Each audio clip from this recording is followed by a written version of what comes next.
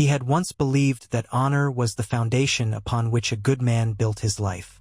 For as long as he could remember, Ned Stark strove to be just and true, to keep faith and never bend his principles, even when bending them might have kept him from harm. He had been raised in the quiet cold of the North, tutored by the presence and example of Lord Rickard Stark, tempered in the brutality of Robert's rebellion, hardened by the Tower of Joy, and softened again by his love for his family. The stark truths of life and death were no strangers to him. He accepted them as men of the North always had. But there were lines he would not cross, no matter what the cost. He clung to that conviction from the moment he rode south with King Robert Baratheon to serve his hand, from the instant he started to uncover the secrets weaving through the Red Keep's corridors. He did not flinch when the intrigues threatened his position or his life. He did not waver when the Lannisters coiled around the Iron Throne like serpents. When his mind said caution, his honor said forward. And so he faced his execution on the steps of the Great September of Baelor in King's Landing with the same grim, steadfast acceptance he had shown every misfortune. But if life was so easily taken, so easily snuffed out by the capricious demands of a boy king and the cruelty of a queen, was it not a travesty of fate that men of honor died while the vile prospered? Some might call that cynicism or despair. Others might call it the forging of a new purpose in the fires of betrayal. On that day, the day his head was meant to be parted from his shoulders, something changed. The noise of the gathered crowd, the hush of thousands holding their breath, the frantic tears of Arya, the ruthless gloating of Queen Cersei. These burned in his mind as he stood upon the September steps. He thought of Sansa's weeping face, of Robb's sense of duty in the North, of Jon's stoic solitude on the wall. He thought of Rickon, who was too young to remember him if he died now, and Bran, who had suffered his own inexplicable fall. A father's broken heart ached for all of them. He had told himself that he would say anything to spare Sansa, to keep the peace, to protect his daughters. So he confessed to treason, false words that tasted like filth on his tongue. Yet even that bitter sacrifice had not spared him. Joffrey, the boy king, demanded his head. Honor had not saved him. Submission had not saved him. The world had turned to blackness. In the moment when Island Payne's sword was raised, Ned felt the old illusions crumble to dust. Then a hand clamped on his arm, pulling him backward with a force that shattered all sense of time and place. He was pushed or dragged or thrown into darkness. He did not know if he was dreaming or if he had actually fallen from the block. He could hear the screaming, see the flash of steel overhead, the glint of sunlight on a polished blade, and then he was in a silent corridor, stone underfoot, suffocating gloom all around. Adrenaline fueled his senses. His heart hammered in his chest. He heard a whisper, a soft, cold voice. "You owe the many-faced god now." He turned, saw only the faint silhouette of a cloaked figure. He still heard faint echoes of the uproar outside. Angry roars, the Lannister guards scurrying for him, for Arya, for anyone who might have spirited him away. But beyond the corridor's darkness, there was no immediate route back. Confusion warred with shock and a flickering sense of relief. He was alive, and if he was alive, so too might be his chance to set things right. He blinked in the unsteady torchlight, tried to rise, found that his legs were still watery. "What? Who?" he managed, voice rasping with fear and half-choked relief. The figure's face shifted slightly in the shadows. Perhaps a man, perhaps a woman, he could not be sure. The voice was calm, unhurried, unruffled. "We must go." He had no choice. Guards would be scouring the Red Keep for him. Cersei would not rest until his head was on a spike. They would kill Sansa, kill Arya, kill anyone who harbored him. Driven by an instinct stronger than reason, Ned pressed on behind the faceless rescuer. They wove through labyrinthine corridors beneath the city, a twisting route of catacombs that seemed unknown even to the rats. The path was lit by the figure's sputtering torch and by some deeper sense of direction he could not fathom. Long minutes passed, or perhaps hours, as the tension stretched and receded in waves. At last, they emerged into what looked like a hidden canal, boarded a small boat that smelled of fish and brine. Before he could ask questions, The figure's hand closed around the torch and snuffed it out, plunging them into near-total darkness again, save for faint moonlight from a grate overhead. The figure spoke quietly, barely above a whisper. "A man is told that you have debts to repay." Ned's parched throat could only form one word. "Arya? She is safe for now. She has been guided away from danger, as you have." A turbulent wash of emotions churned in him, gratitude warring with wariness. Who was the stranger? Why had they saved him? The boat drifted silently, the scuff of an oar brushing the surface, until they reached another underground landing. The figure led him through a maze of cellars until they found a safe space, a hidden nook behind large crates and a tattered tapestry. "You must rest," the figure murmured. "They will be searching for you above. We move again at dawn. A man will have his revenge yet, but first you must pay the price to the many-faced god." Ned, collapsing against the wall, struggled to retain consciousness. Exhaustion battered him. He had thought he was going to die, had even made peace with it. Now, confusion gripped him in equal measure. The vow to protect his family, to see justice done, pulsed in his mind. Then he surrendered to the blackness of sleep. When he awoke, stiff-limbed and starved, there was no sign of the hooded figure. A morsel of bread and a sliver of salt fish were left beside him. As he tore into them, he realized just how hungry he was. The notion that he was truly alive swept over him anew, along with the question, how? Why? He had no time to indulge in deeper reflection before the figure returned, silent as a cat. The face was obscured by a cowl, but the shape beneath it was slender. A man or woman, older or younger, Ned could not tell. The figure gestured for him to rise. "Come," said that whisper voice. "King's Landing will tear itself apart today. We will use that."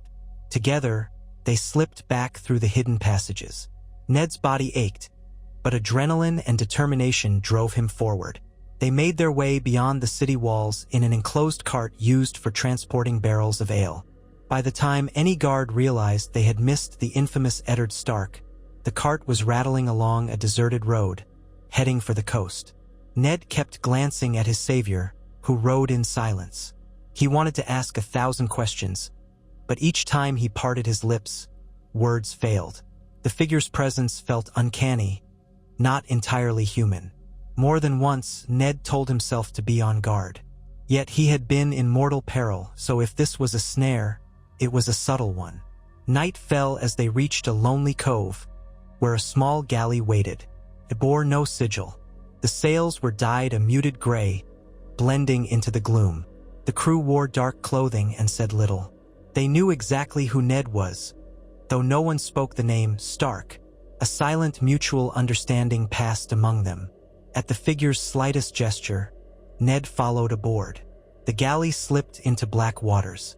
The waves seemed to carry Ned away from everything he had known, and yet something else, some need, some hunger, rose within him.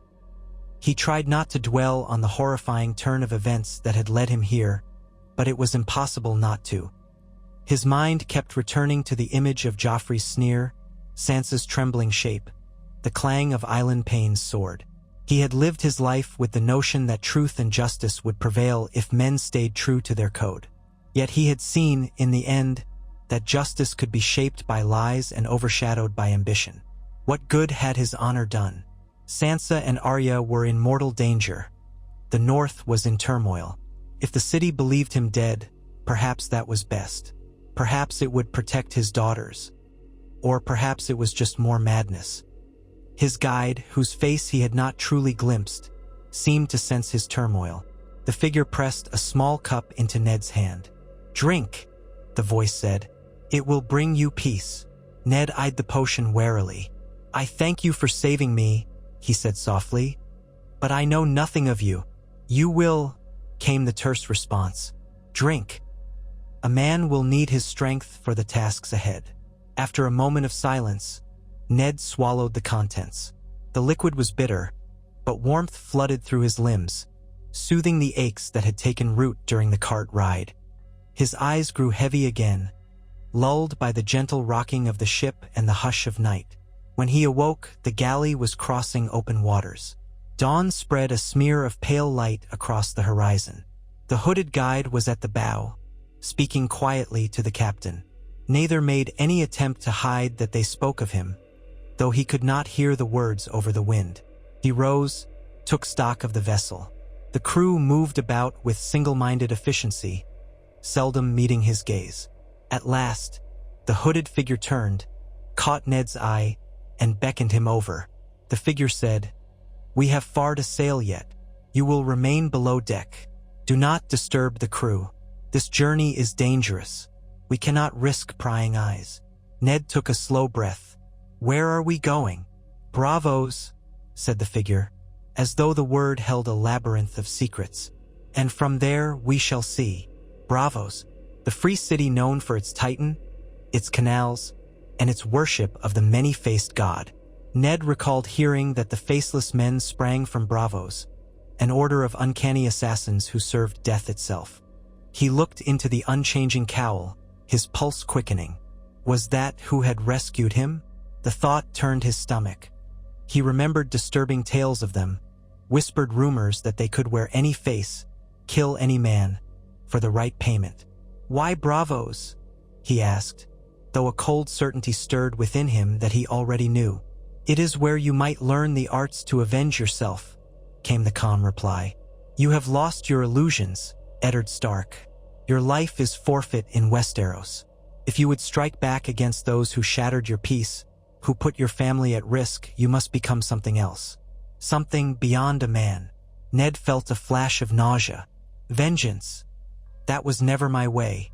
"Has your way served you well?" the figure asked, voice low, almost gentle. "You are far from your home. The Lannisters scheme upon the throne. Your daughters are pawns of the crown. The boy king flaunts his cruelty. And you? You were nearly parted from your head. Does your old way serve you now?" Ned's breath caught. The question stung because it cut straight to the heart of his failure. He forced himself to answer, "I want my family safe. They will not be safe if the Lannisters hold power, or if the war ravages the land. If you would keep them from harm, you must be strong enough, cunning enough, to remove every threat." Every threat. The words burrowed deep into him, igniting a part of his soul that had lain dormant behind principles of honor. Hadn't he condemned men who resorted to secret killings and guile? Hadn't he considered that a betrayal of the nobility of war? Now, after almost dying in front of his daughters, the hypocrisy of the realm's illusions was made stark. I am not sure," he managed. He had always known that vengeance was an endless cycle. Justice was what he believed in, but even justice had been corrupted in King's Landing. Hadn't the Lannisters framed him, forced him to confess treason, threatened his daughters? They would do it again in a heartbeat if it served their ends. Justice in that world was a puppet to power. For a time, he remained silent, torn between the man he had been and the man he might have to become. Then he said, "I only do this for my children. If there is a way to protect them, I will learn it." The hooded figure inclined their head. "Then rest now. Our journey is long." So Ned withdrew below deck, found a small corner among the cargo, and tried to steady his mind. Images swirled in his memory. Robert Baratheon calling him friend, the crypts of Winterfell, the face of his father, sister, brother. Would they condemn him for this path? Or would they see the necessity of it? The only thing that remained certain was that he had to survive for his daughters, had to see them free, had to restore some measure of safety in the realm that he cared about. As days turned to weeks at sea, the vessel endured storms and the threat of pirates. Ned seldom emerged. The hooded guide brought him basic meals, taught him a few breathing exercises to calm his mind, and said little else. Sometimes, at night, Ned caught the figure standing at the prow, face tilted toward the sky, as if communing with distant stars. Once, he saw the face in partial moonlight and glimpsed a plain man with unremarkable features that could slip from memory in an instant. But by the next morning, the face had changed to that of a weathered old seafarer, lines etched deeply around the eyes. Ned realized with a shock that the rumors were true. This was a faceless man or woman or many. The illusions between male and female, old and young, were merely masks they donned. It unsettled him how easily they changed. Felt like sorcery. Yet each time he steeled his resolve to demand answers, he recalled the day he had nearly died, and how these people had saved him. Finally, the day came when they neared Bravos. The city rose out of the lagoon, a maze of waterways and winding streets. The colossal titan loomed overhead, massive and imposing, as though an inescapable sentinel.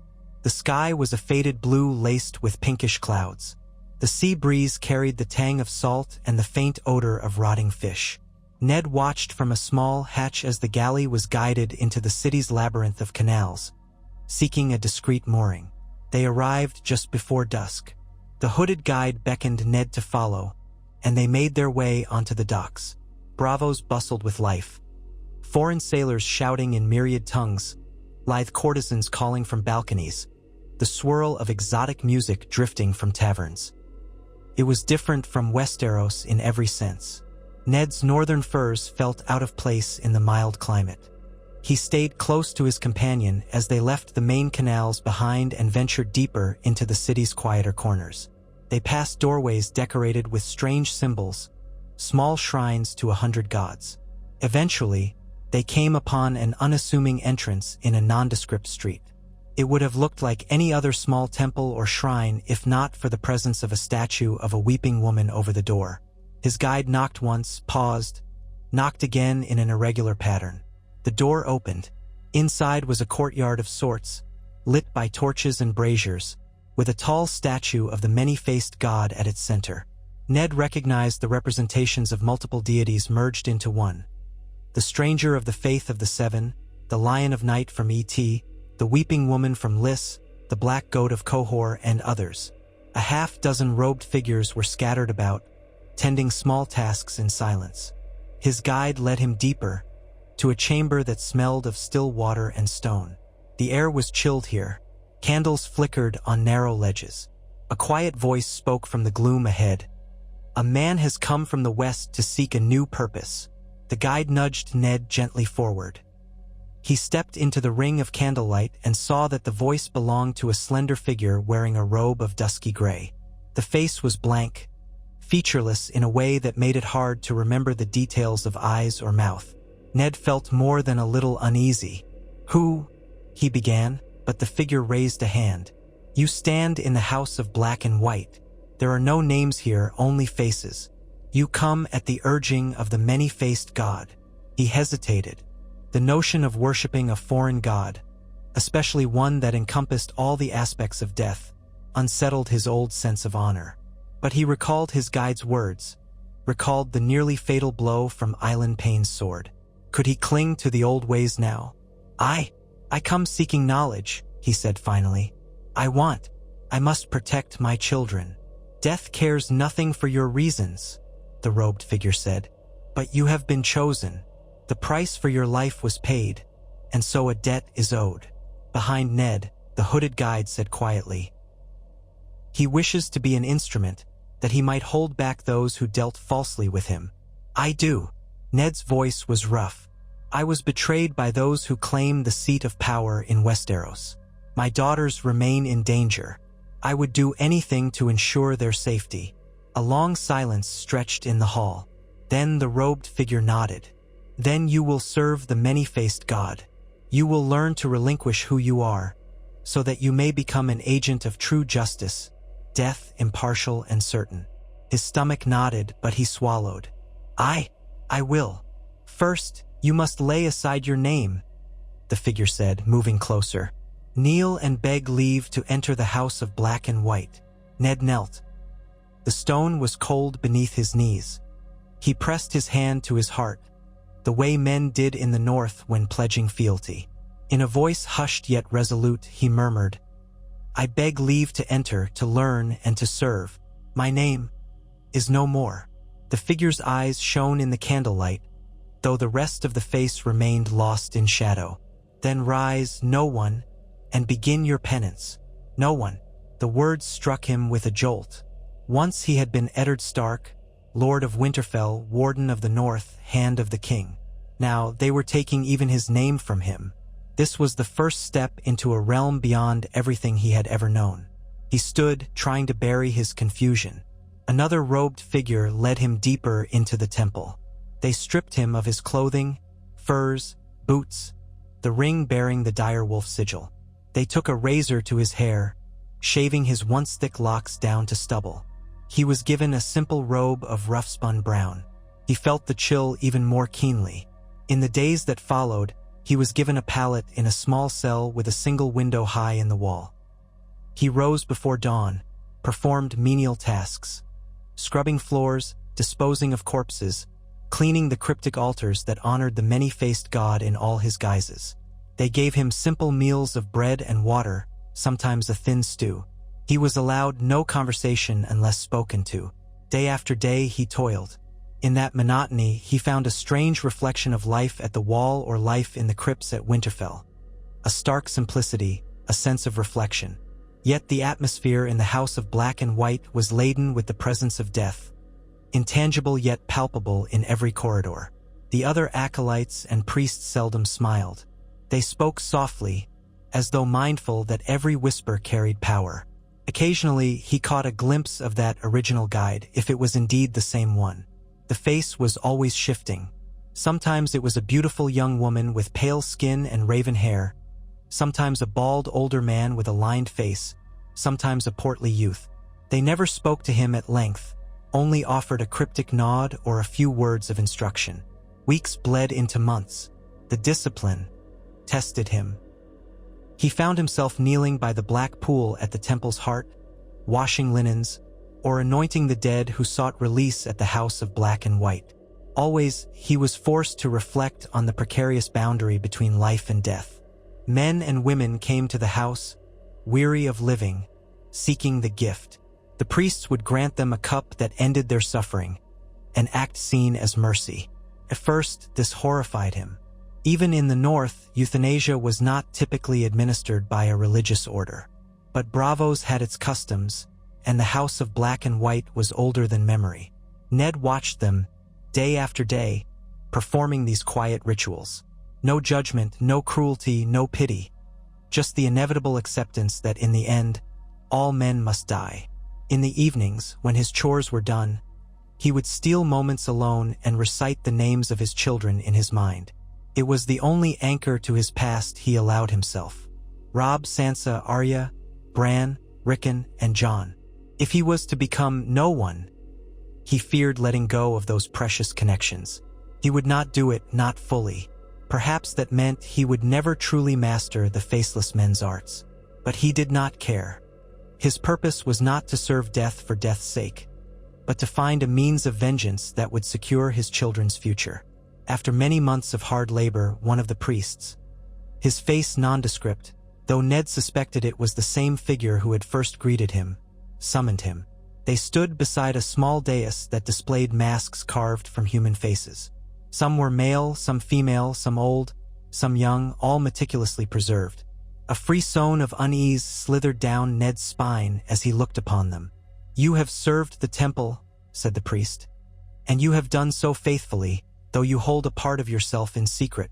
Why is that?" Ned stiffened. He suspected they already knew the answer. "I am not sure I can give up everything I once was. No one must renounce who they were." "I cannot," Ned confessed. "My family, they are my purpose." The priest studied him. "Then perhaps your path is not to become no one. Perhaps it is enough to say that the many-faced God has granted you this chance at life for a reason. You may never walk the path of a true faceless man in its entirety, but you can learn our arts, use them toward your end." Ned found the breath easing from his lungs as a measure of relief and guilt mingled. "I would learn whatever you have to teach." The priest nodded. "Then the lessons begin." And so they did. His chores were scaled back. Ned was introduced to the arts of stealth, observation, poisons, and disguise. He learned to watch every nuance of expression, to read the set of a man's shoulders or the flicker in a woman's eyes. The kindly man, as Ned came to call one of the teachers, showed him how to brew potions that could kill silently or cause illusions or paralyze. He was shown how to handle a small dagger with lethal precision, where to strike an armored man, how to silence his cries. It made him feel sick at first. This was not the straightforward battle he had grown up with, a sword in hand under an open sky. This was subterfuge and betrayal, deception in the purest sense. A man's face was a lie, and Ned, once a paragon of honor, struggled with the moral weight of it. But he remembered the executioner's block. He remembered Sansa's tears, the stony faces of the Lannisters. He recalled Varys's warnings, Peter Baelish's scheming grin. Had their dishonorable tactics not proved victorious? If the realm itself had become a pit of snakes, perhaps it was folly to remain a lone wolf without fangs. So he practiced. He forced his body to master the subtle motions needed to slip a blade between a man's ribs. He learned how a drop of sweet sleep in a cup could lull an unsuspecting foe to permanent rest. He discovered that the human face was more malleable than he had ever believed, with the right illusions, and that the faceless men had secrets beyond illusions, ways to alter even bone and flesh. One day, the kindly man took him to a chamber that smelled of stale air and faint chemicals. Along the walls were shelves lined with jars, each containing what appeared to be lumps of flesh. Faces, the kindly man explained softly, taken from the dead who sought release here, or from those who died at the hands of the faceless men, worn through the arts taught to us by the many-faced god. You may not have the full faith to wear them seamlessly, but you will learn enough to pass at a distance. Ned forced down a wave of revulsion. This was vile, was it not? A corruption of the natural order? Yet the kindly man's tone was reverent, almost pious. To them, it was no more unnatural than forging steel into a sword. And though Ned still felt unsettled, he told himself that necessity demanded it. He tried again and again to affix one of the faces. He would smear a waxy ointment across his own skin, chant the quiet prayer taught to him, place the face over his own. It would fuse in odd patches, leaving him with partial illusions, glimmers of changes in his brow or cheek. The kindly man said it would do, but Ned sensed the disappointment. A true faceless man could become the dead person entirely, down to mannerisms and voice. Ned's transformations were half-measures, uncertain illusions. When frustration threatened to consume him, he recalled what the kindly man had said. You will never be no one, but perhaps that is not your fate. You will learn enough. Time flowed strangely in Bravos. Seasons came and went. Each day, Ned grew more skilled. He gleaned the knowledge of poisons and infiltration, studied the myriad ways one could vanish into a crowd. With the coin that the temple provided him, he was sent on small tasks, delivering messages, ferrying certain powders to specific patrons.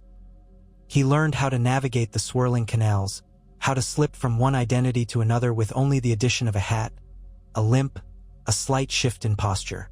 The illusions were partial, but the effect was convincing enough for unwary eyes.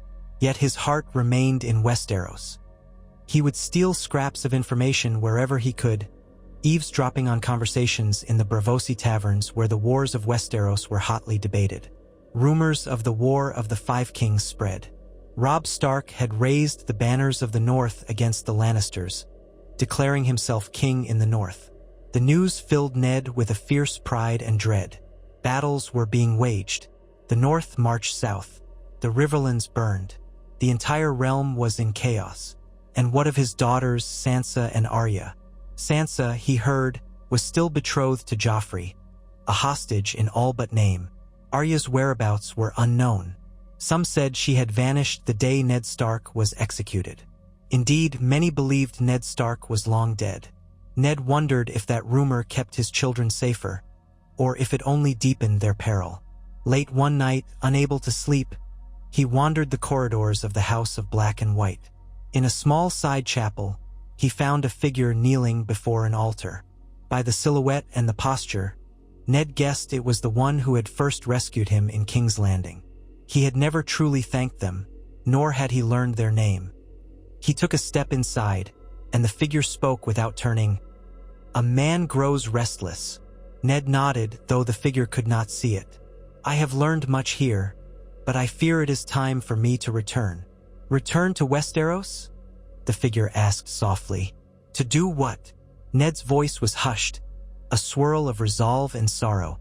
I cannot remain idle here while my family wages war. I must help them somehow. The figure rose and turned. Tonight, the face was that of a tall woman with dark eyes and solemn features. She looked into Ned's gaze. A man would shed blood and take lives to see his vengeance done? He hesitated, then exhaled. I would. I only want to ensure my children are safe and that the vipers who betrayed me answer for their crimes. If that must be done by steel in the dark, then so be it. A small smile touched her lips. The old wolf has learned cunning at last. She moved closer, lowering her voice. You will leave soon. You have learned the arts well enough. The kindly man will see you are outfitted. But remember, death is final. Once you unleash it, it cannot be undone. Is your vengeance worth the blood that will be spilled? Ned thought of the heads that had rolled at the Great September, of the butchered folk in the streets after the riots, the wanton cruelty unleashed upon his family. Yes, he said grimly, it is worth it, and so preparations were made. He was given a small trunk of clothes and disguises, a kit of poisons and powders, a slender sword hidden within a staff, coin enough to finance travel back to Westeros. The kindly man offered him a farewell in the courtyard. You remain bound to the many-faced god by your debt, he said. One day that debt may come due. Remember that. Ned bowed his head, unsure how to respond. He was grateful, but also wary of being forever in the thrall of such an order. I understand, he murmured. And so, not long afterward, Ned Stark, reborn as a man with no true name, quietly departed Bravos on a merchant ship headed for Gulltown in the Vale. He left behind the House of Black and White with a curious mix of relief and regret. He was no faceless assassin in truth, not in his heart. But he had gleaned enough from their methods to become something new. Or at least, enough to return to the game in King's Landing with lethal cunning. When he stepped onto Westerosi soil once more, the salt air felt starkly familiar. Seagulls cried overhead as the ship eased into port. Ned wore a modest merchant's garb, dyed a dusky green, and a large-brimmed hat pulled low to obscure his eyes. His hair had grown out some since Bravos, now peppered with silver. He had let a scruffy beard form, as if to further mask his features. He did not look like the Eddard Stark that the realm knew, but he still felt a jolt of recognition at the rugged coastline of the Vale. He knew he could not simply reveal himself to the lords of the Vale. Most believed him dead, and many would not risk the ire of the crown. So he melted into the city's outskirts, listening to gossip, learning that the Vale was mostly closed off under Lady Lisa Arryn's paranoid watch. She refused to join the War of the Five Kings, content to keep her gates shut. Meanwhile, the tides of war raged in the Riverlands and beyond. Ned set out on foot, traveling by night on lesser-known roads. He had no illusions that he could simply march north to Winterfell. The Lannisters had agents everywhere, and the Freys, those treacherous river lords, were rumored to be in uneasy alliance with them. Moreover, the Bolton clan in the north was rumored to be fractious, as always. War had become a tangled tapestry of shifting alliances.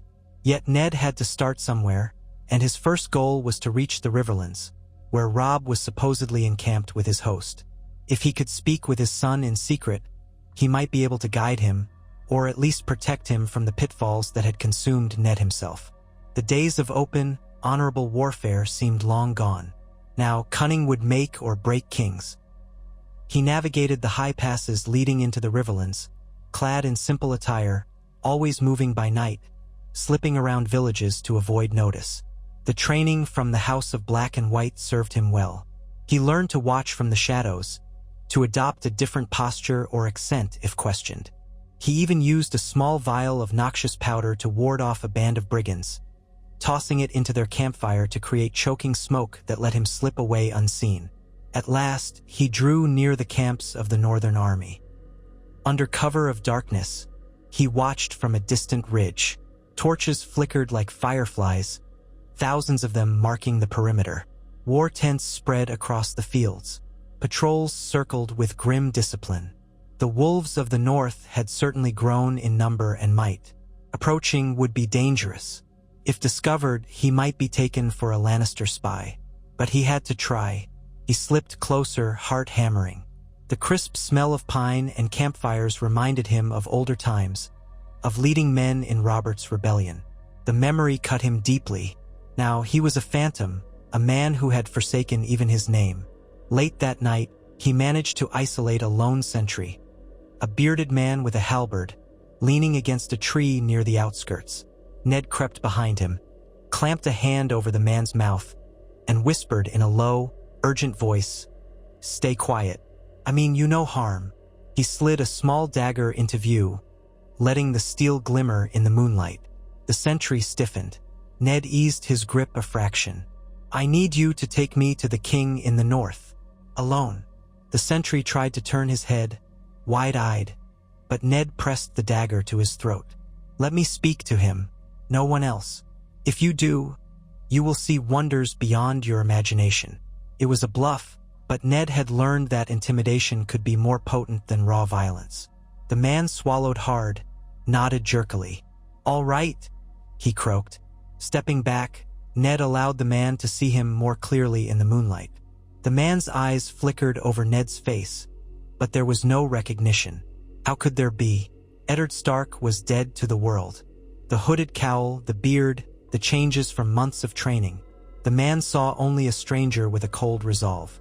They made their way through the perimeter, the sentry quietly guiding Ned past other guards. When questioned, the sentry simply said, "He's come to see the king, urgent matter."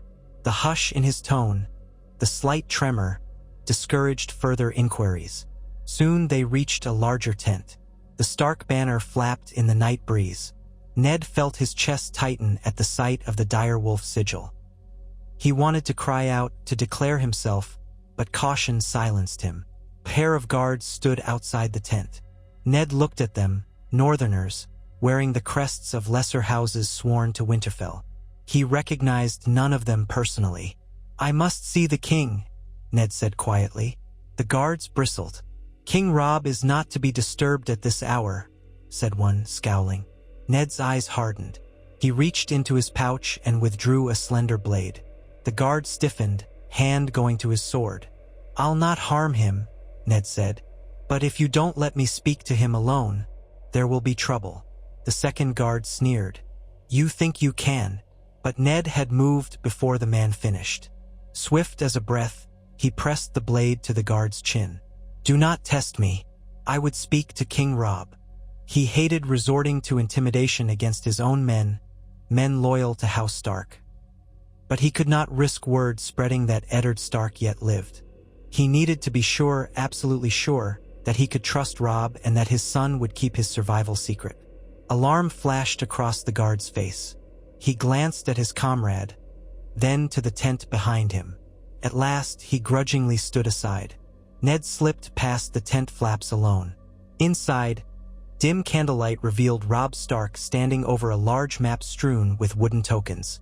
Grey Wind, his direwolf, lay near him, muzzle resting on its paws. The wolf's ears pricked instantly at Ned's entry, and it let out a low growl. Robb looked up, startled, hand flying to his sword. "Who are you?" he demanded, eyes blazing with the fierceness of the young king in the north. Ned let the hood slide back slightly, though shadows still obscured part of his face.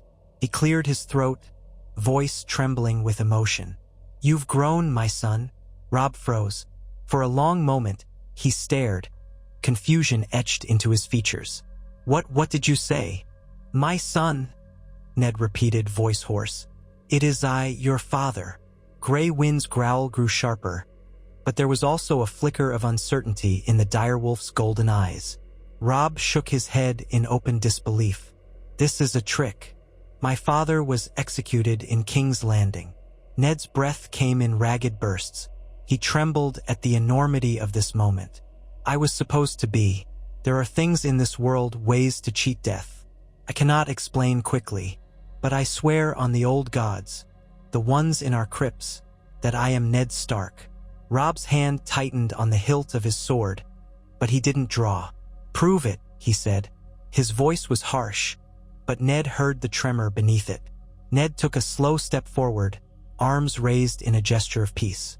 When you were young, you followed me through the courtyard at Winterfell, always wanting to see me practice with the sword. You tried to mimic my stance. You would tumble to the ground, and I would help you up, telling you to keep your knees bent to watch your balance. You would laugh and say, "I'll be the greatest swordsman one day, just like you, father." Rob's face contorted with shock and anguish. That memory was private, not known to the realm at large. "How do you?" "By the old gods." Gray wind rose, sniffed the air. Slowly, the dire wolf padded closer, muzzle extended toward Ned. Ned stood still, letting the wolf approach. Gray wind's nose touched Ned's gloved hand. There was a moment's hesitation. Then the wolf relaxed, letting out a faint sound that was neither growl nor whine. It was something akin to recognition. The sword slipped from Rob's hand, clattering to the floor. He fell to his knees, tears stinging his eyes, face contorted in disbelief and overwhelming relief. "Father, we all thought you were dead." Ned rushed forward, pulling Rob into an embrace. The boy had grown taller, broader in the shoulders, but the moment their arms locked, Ned felt him tremble as a son might cling to a father in dire need. Ned's own tears fell into Rob's auburn hair. For a moment, the months of torment and fear dissolved in that desperate reconnection. "Rob," Ned whispered, "you are king in the North now. I am so proud of you, but you must keep my survival secret. If the Lannisters learn, if anyone learns, it could endanger us all." Rob drew back, wiping his eyes roughly. I don't understand. How did you escape?" "You were on the steps of the great September Sansa. Sansa said she saw them." He cut himself off, voice choking. Ned gently squeezed his shoulder. "I was saved by an ally. I have spent these months in hiding, gathering skills to protect our family. It is a dark path I now walk, Rob. But I do it for you, for Sansa, for Arya, for all our kin." Rob's gaze flickered to the weapons Ned carried. His eyes narrowed with concern. You seem different." Ned gave a slow nod. "I am in many ways, but my love for you remains unchanged." A tightness gripped Rob's features. "Then we must let the men know you've returned. The North will rally around you." "No," the word came out sharply. "No one must know. Do you understand me?" Rob looked bewildered, wounded. "But father, if you stand by my side, if the realm sees that I was right, that the Lannisters lied." "It won't matter," Ned said, voice heavy with regret. "They will say I am an imposter, or they will brand me a treasonous revenant. The Lannisters would hunt me, use my survival as proof that you were never truly wronged, or twist it however they wish. Joffrey would demand my head anew. The realm is in chaos already." He exhaled, meeting Rob's eyes with the steel of determination. "I have learned to strike from the shadows. If the Lannisters see me openly, they will fortify. If I remain a ghost, I can protect you." Rob started to protest again, but Ned spoke with quiet intensity. "Son, I have neither the men nor the power to claim anything openly. My presence would confuse your bannermen. Some I'd see it as a sign that the war was based on a lie. Others would question your right to call yourself king in the North if your father lives. Rivalries would fester. The Lannisters would spin it all to their advantage. I can serve you better from the darkness." Rob stared at him, heartbreak etched on his face. He looked older than his years. At length he dipped his head. "If that is your wish, father, then so be it." Relief coursed through Ned, though it was tinged with sadness. He wanted nothing more than to stand beside his son, to guide him openly. But the realm's cruelty demanded otherwise. "Thank you," he said softly. "Do you know anything of your sisters?" Rob's expression clouded. "Sansa remains a captive in King's Landing. She sends letters. They are carefully worded, but I can sense her fear. As for Arya, she vanished after you were taken. We know nothing. Some say the Lannisters hold her too. Others say she escaped. Ned swallowed the lump in his throat. The notion of Arya alone in the world chilled him. But she was resourceful, fearless. He had to believe she found her way somehow. "I will go to King's Landing," he murmured. Robb's eyes widened. "That's suicide. Cersei and Joffrey. I won't come in as Ned Stark," he said, a bitter smile touching his lips. "I have other faces now, other names. I will watch them, wait for the moment to strike." Robb shook his head, clearly troubled. "I barely recognize you, father, but I trust you. I only pray the old gods watch over your path." Ned reached out, clasped Robb's hand. "And yours. Rule well, my son. Keep the North united. I will do what I must to bring the Lannisters down." Robb placed his free hand over Ned's. "Go with all the strength of House Stark." Ned nodded. They embraced one last time, father and son, before Ned turned to slip from the tent. It took all his will not to linger, not to let that moment of familial love soften his resolve. War demanded sacrifice. He was no longer the same man who had marched south with Robert. He left the camp as stealthily as he arrived, returning the confused sentry to his post. The guard might think it a dream or a strange visitation.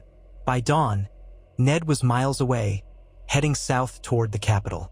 As he traveled, he reflected on the path ahead. King's Landing was a nest of vipers, but it was time those vipers tasted the venom of the man they had once condemned to die. He thought of the poisons hidden in his pack, the trained reflexes that could silence a target before they even knew they were threatened. And yet, doubt gnawed at him. Was this truly justice or just revenge? Was there a distinction anymore in a world so broken? He thought of the kindly man's last warning. Once you unleash death, it cannot be undone. But then he remembered Sansa's tear-streaked face, Joffrey's mocking grin, Cersei's cold smile, the hush of the crowd, the glint of sunlight off Island Payne's sword. No, he thought, there can be no justice as long as they reign. So he forged on, another traveler on the dusty roads to the Crownlands. It took him weeks of cautious movement, slipping past war-torn villages, avoiding bands of soldiers. Everywhere he went, he heard rumors of the war. Renly Baratheon had been slain under mysterious circumstances. Stannis was rallying at Dragonstone. Tywin Lannister marched on Riverrun, and King Joffrey reveled in his cruelty in King's Landing. At last, Ned arrived within sight of the city. The great walls loomed. The heat was stifling, the stench of refuse and humanity thick in the air. He felt a coil of loathing in his gut at the memory of how this city had betrayed him. But he did not approach the gates as Eddard Stark, nor even a recognizable figure. He had dyed his beard a rust color, worn a battered straw hat, dressed in the rough attire of a traveling peddler. His posture hunched slightly, and he walked with a subtle limp. He had tested this persona in small ways along the road, passing off as a wandering tradesman. The guards at the gate took him for a ragged peddler of trinkets. They demanded a small bribe to let him pass. He offered a few copper coins, feigning poverty. One of the men made a crude remark about the worthless wares Ned carried, a small pack of potions that he claimed were herbal cures for the pox. In truth, they contained lethal substances gleaned from the House of Black and White. The gates swung open, and Ned passed into the teeming streets. King's Landing assaulted his senses with noise, stench, heat, and the press of bodies. But he felt a strange hush in his soul, a sense of grim purpose. He would slip into the city's underbelly, learn what he could, and find a way to strike at the Lannisters. He found a small, dingy room to rent near Flea Bottom, well away from prying eyes. The landlord asked few questions if the rent was paid.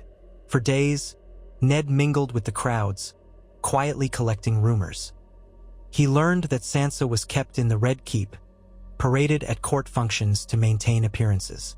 Joffrey had grown even crueler, if that was possible, indulging in petty tortures of servants and animals. Cersei still held power, though her father Tywin overshadowed her strategies.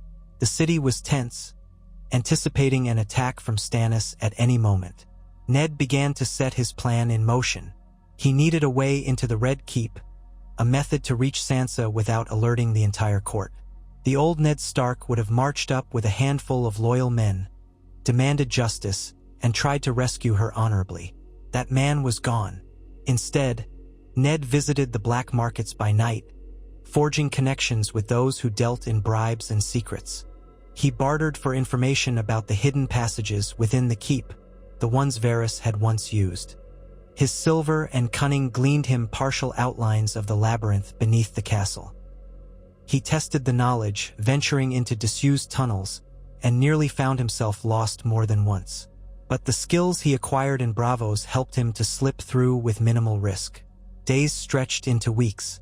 Carefully, systematically, Ned mapped a route from Flea-Bottom sewers into one of the Red Keep's lower storerooms. From there, he discovered an ancient passage leading behind the walls of the castle. He saw the hidden openings that peered into the throne room, the council chambers, the royal quarters. He learned the schedule of the guards, the points where security was lax. He spied on Joffrey's court from behind hidden grates. He watched Sansa stand stiffly beside the throne, forced to endure Joffrey's humiliations. The sight of her tear-stained face awakened an ache that nearly broke his composure. He wanted to rush out, cut Joffrey's throat then and there, carry Sansa away. But that would be a fool's move. The moment the alarm was raised, they would both be overwhelmed by Lannister guards or the Kingsguard. No, he had to be patient. Strike from the shadows swiftly, accurately.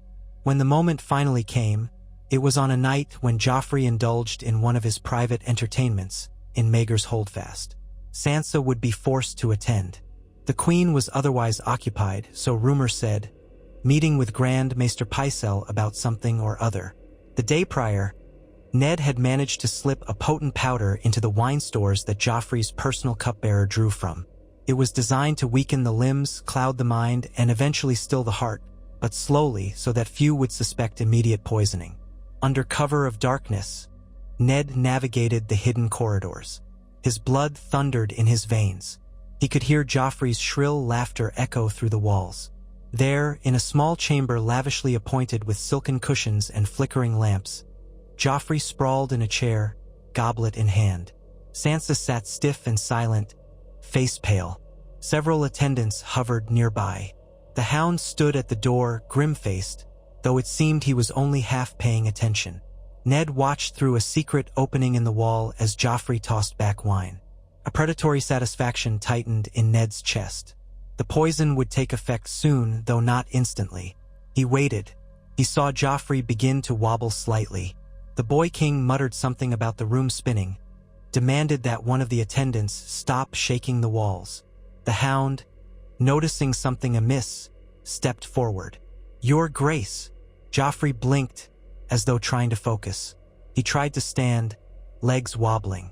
"I feel hot," he rasped. "What?" Sansa, eyes wide with alarm, moved to help him, but he shoved her away. Then he collapsed to his knees, retching. The attendants panicked. The Hound barked orders, telling them to summon a maester. Ned sensed his chance. Swiftly, he loosened the hidden panel and slipped into the chamber, dagger in hand.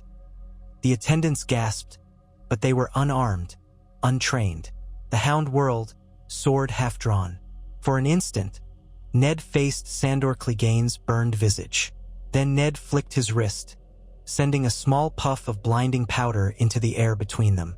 The Hound recoiled, cursing, eyes watering. In that moment, Ned closed the distance to Joffrey. The Boy King was on all fours, coughing and heaving. Ned grabbed him by the hair.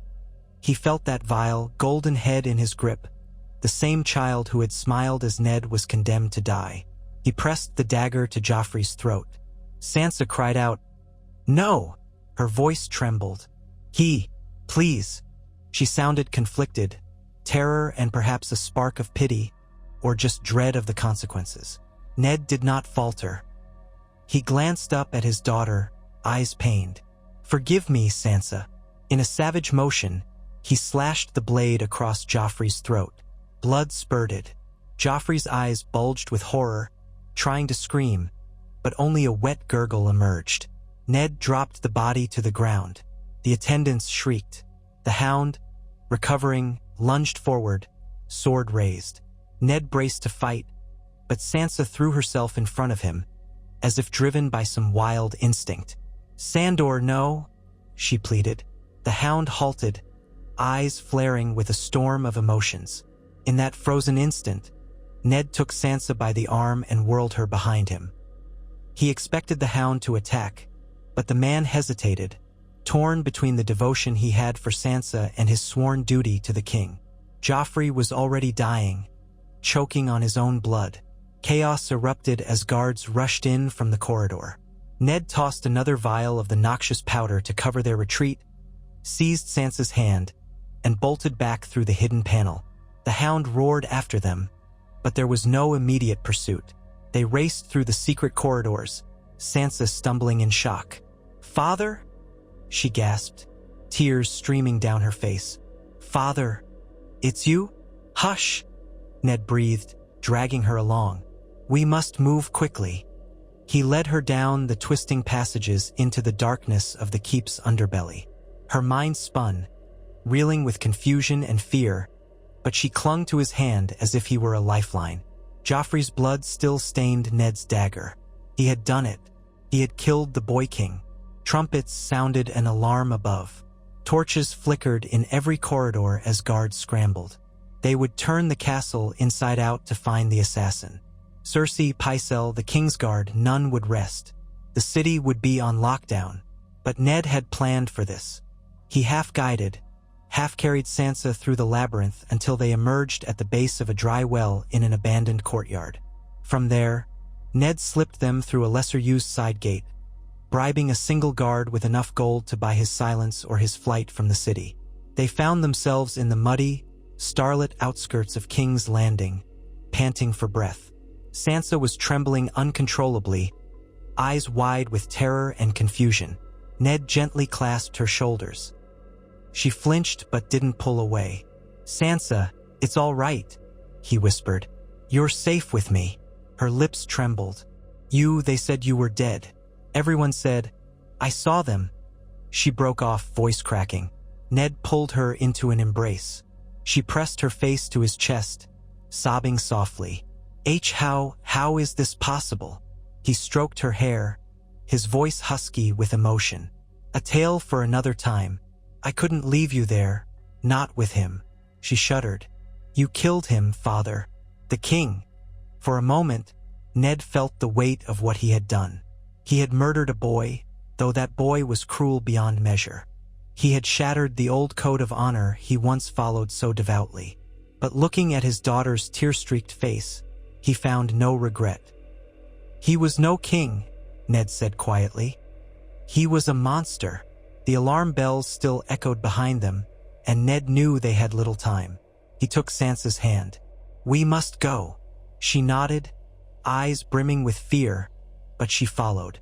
They vanished into the night, a father and daughter forging a path through the war-scarred realm. The city behind them roiled in chaos. A king was dead, his throat slit by an unknown assassin. Whispers would soon spread of how it happened, who was responsible. The realm would be thrown into further turmoil. Cersei would lash out, Tywin would unleash fury, but they would not find Ned Stark so easily this time. It was vengeance, swift and brutal. But for Ned, it was only the beginning. The Lannisters had more heads, more serpents in their nest. Tywin, Cersei, others who had orchestrated the downfall of House Stark. And beyond them, an entire realm that needed to be set right. He had once thought that honor would be the surest sword to wield. Now, he realized that in the cunning labyrinth of kings and queens, there was only one weapon that truly leveled the field: death itself. He guided Sansa north, planning to keep her hidden as best he could. He would see her safely out of the capital's reach, perhaps sending her to join Robb. Or he might hide her somewhere in the Vale if that was safer. Meanwhile, he would continue using the shadows, becoming the very threat that once he had abhorred. Perhaps one day, if the realm found peace again, he might lay down his secret faces and rest. But until then, Eddard Stark would remain a dead man walking, a phantom with a single mission: to ensure that those who had betrayed him would pay, and that his children would never again suffer at the hands of false kings. And so the North's quiet wolf walked the darkness, carrying poison in one hand and a dagger in the other, guided by the memory of a family whose future hinged upon a father's vengeance. He had traded honor for cunning, truth for masks, the open field for the hidden corridor. Yet even then, in the depths of his soul, he knew he remained, in some small way, Ned Stark of Winterfell, doing whatever it took to shield those he loved from the cruelty of a world that had shown no mercy.